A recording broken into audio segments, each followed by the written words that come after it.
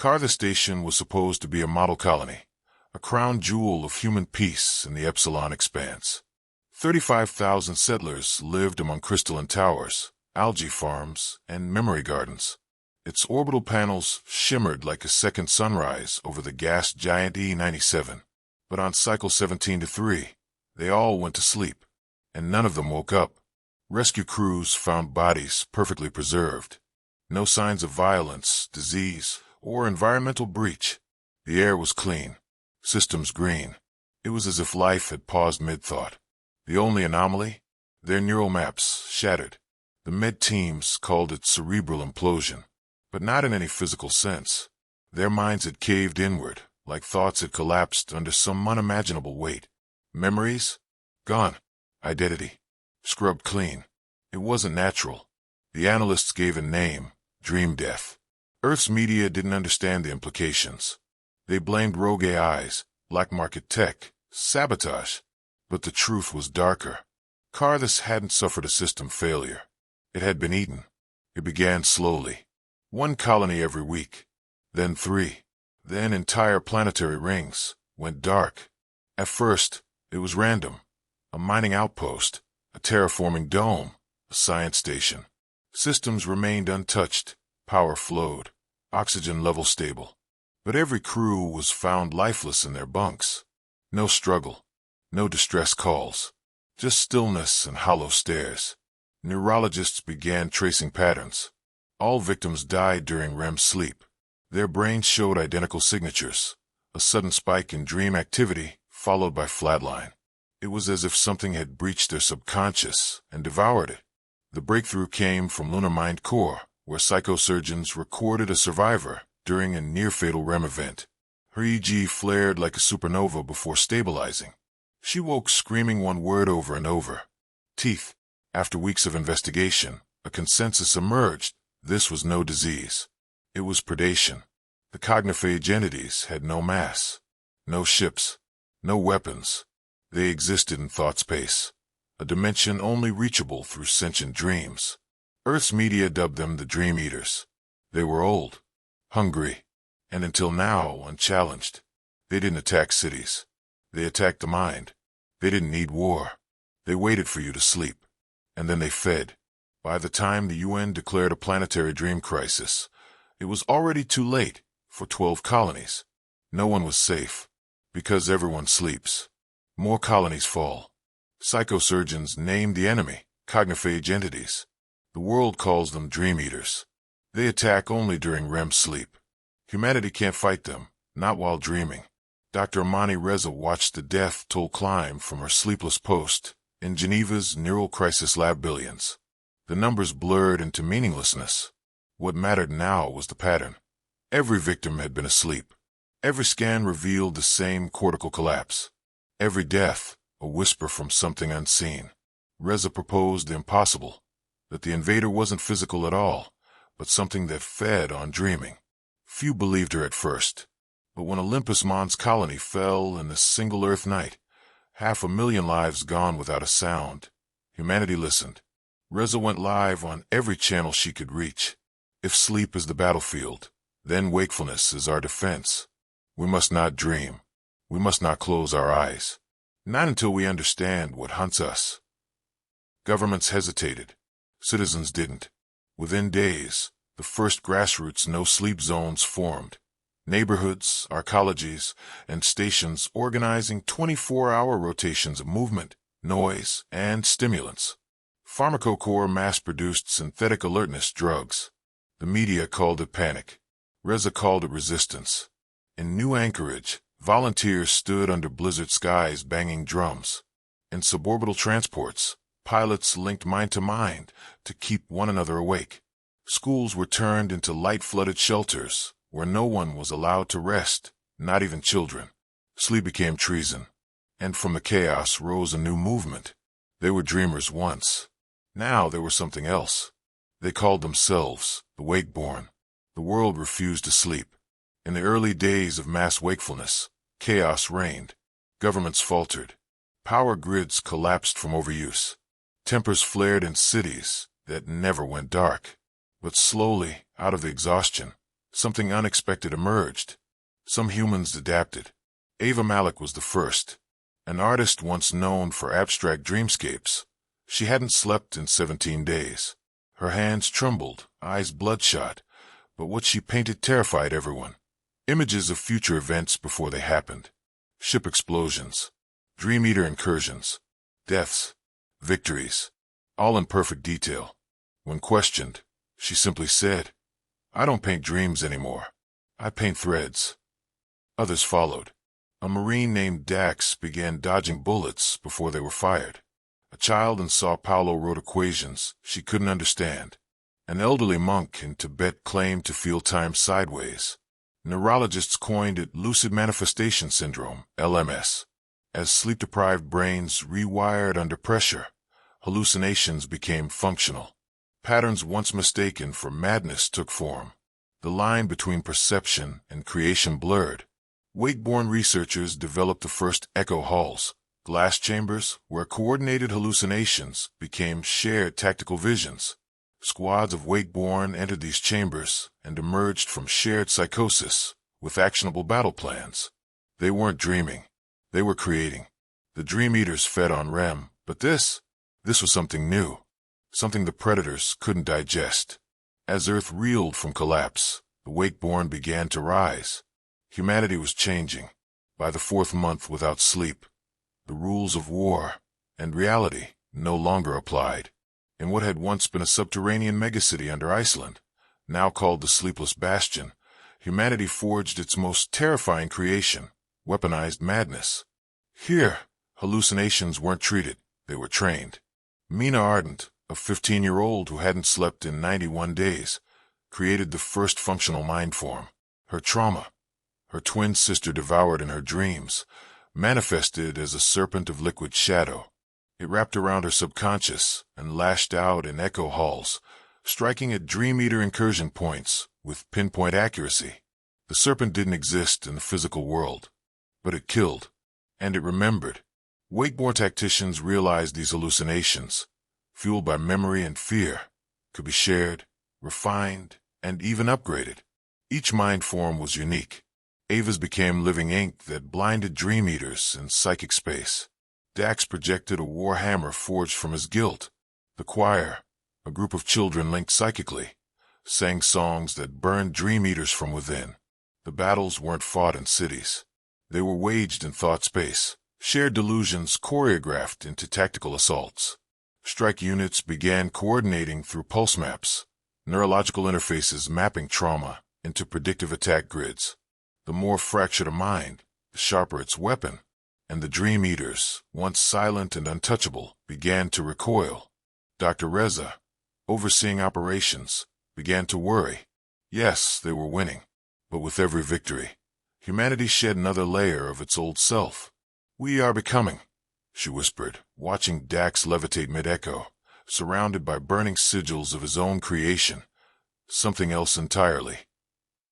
What began as resistance had evolved into something more primal, more terrifying, a species weaponizing its own pain. When individual madness became strategy, the next evolution was inevitable, harmony.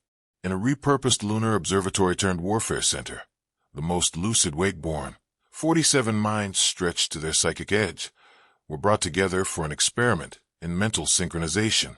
They called themselves the Orchestra. Each member was a specialist.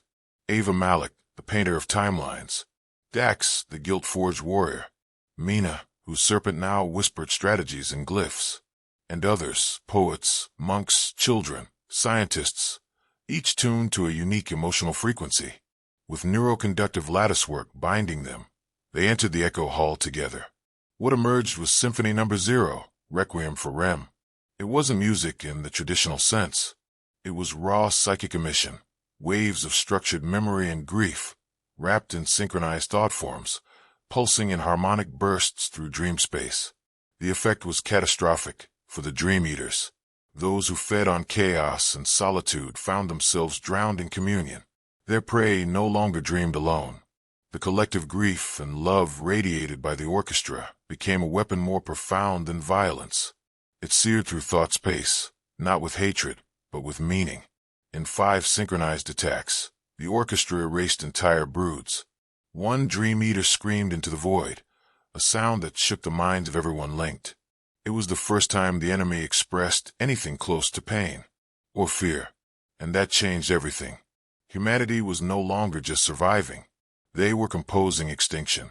Dream space had once been a hunting ground. Now it was a battlefield.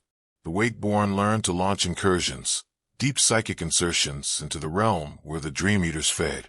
These weren't missions of flesh and blood, but of memory and perception. To enter dream space meant leaving behind identity and becoming idea. Entire strike teams composed of the most mentally unstable, yet focused individuals entered with singular goals: erase, disrupt, infect. Dax led the first successful psychic breach. Carried by a warhammer born from his guilt, he entered a spire of the fold known only as the Cradle. Within, he faced a Queen Eater, a mind so vast it echoed back his every trauma amplified tenfold. But Dax didn't break. He offered it more. Every regret, every shame, every memory of his lost brother on Mars. And when the Queen Eater devoured it all, she choked on the weight. Cracks formed in her presence, and Dax, with a scream of unfiltered pain, shattered her consciousness. The fold trembled. Elsewhere, Wakeborn assaults turned psychological warfare into a new form of extermination.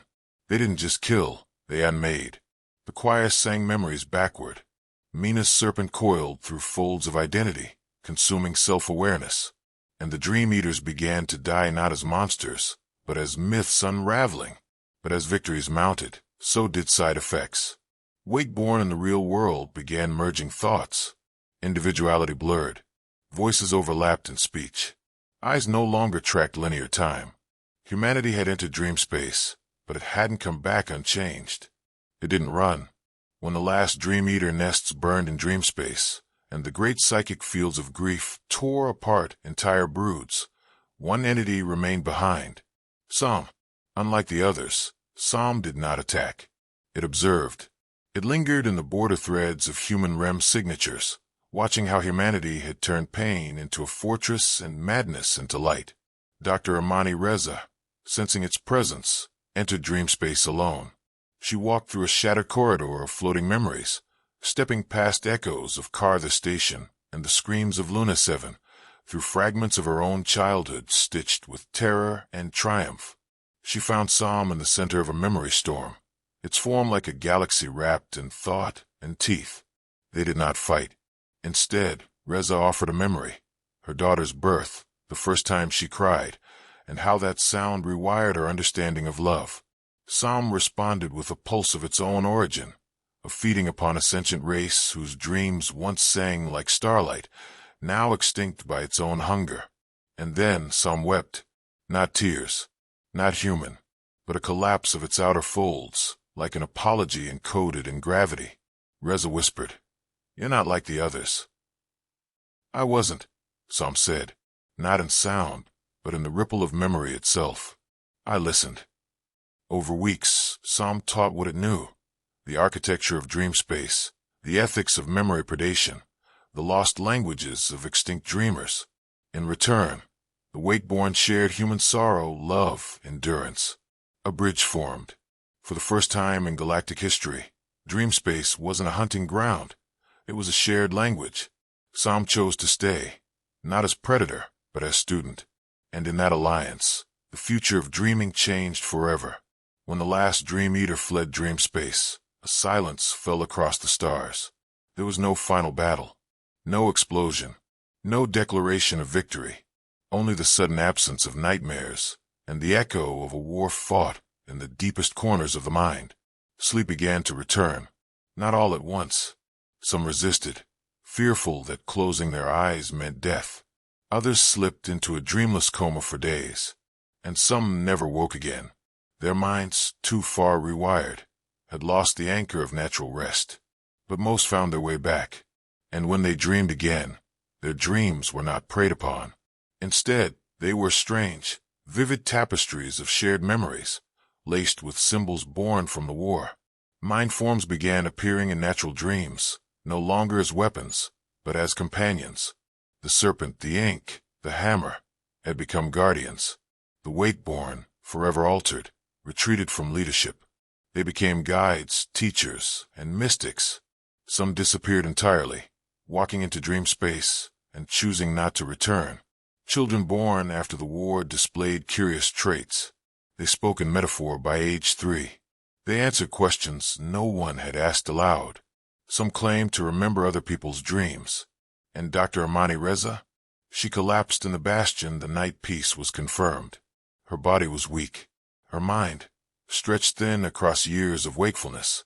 But before she faded, she smiled.